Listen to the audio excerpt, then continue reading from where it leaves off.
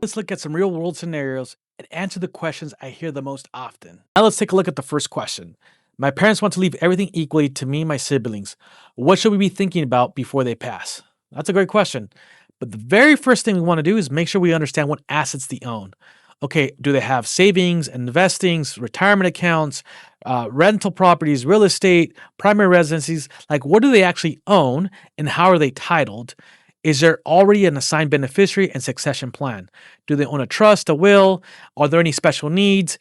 Any special distributions? Yes, they want to do everything equally, but are there any special guidelines in terms of when and how you receive the assets? Understanding this is pivotal because that tells you if there needs to be any adjustments to the way assets are held or the beneficiaries they're assigned. Question: I just inherited an IRA from my dad. Do I have to take money out every year or can I wait till the 10th year? Well, the truth is you can wait till year 10, but be careful because this can have very serious tax consequences, specifically if this is a traditional IRA. Remember, we have a progressive tax code system.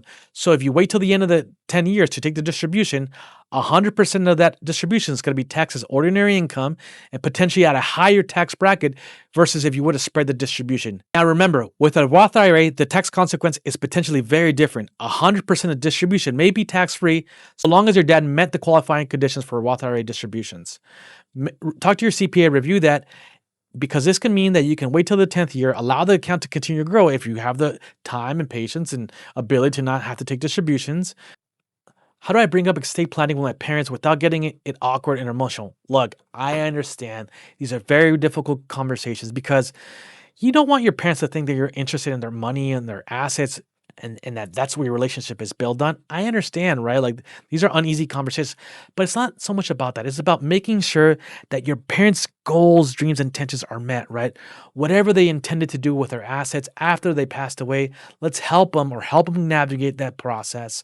And you as a beneficiary, making sure that you're doing the best not only to receive the most estate, but make sure this estate is not falling in the hands of Uncle Sam with more taxation or that unintended consequences are happening.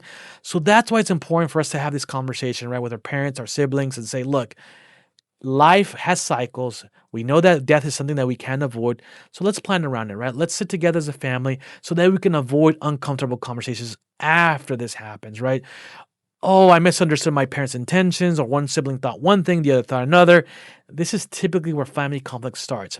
By having a clear plan and definition of how to navigate the estate distribution, we avoid some of those very difficult moments that happen after we lose our loved ones, like our parents. And the next question is, what if one of my siblings is really bad with money? Can my parents protect the inheritance? Absolutely. Within a trust, if they're using a trust, right, that'd be the first part, is they can specify the distribution, whether there's a special needs trust here because one of their kids has problems with drugs, alcohol, or simply your parents want to define specific metrics on how and when the estate is distributed. Work with an estate planning attorney, specifically your parents, to define these parameters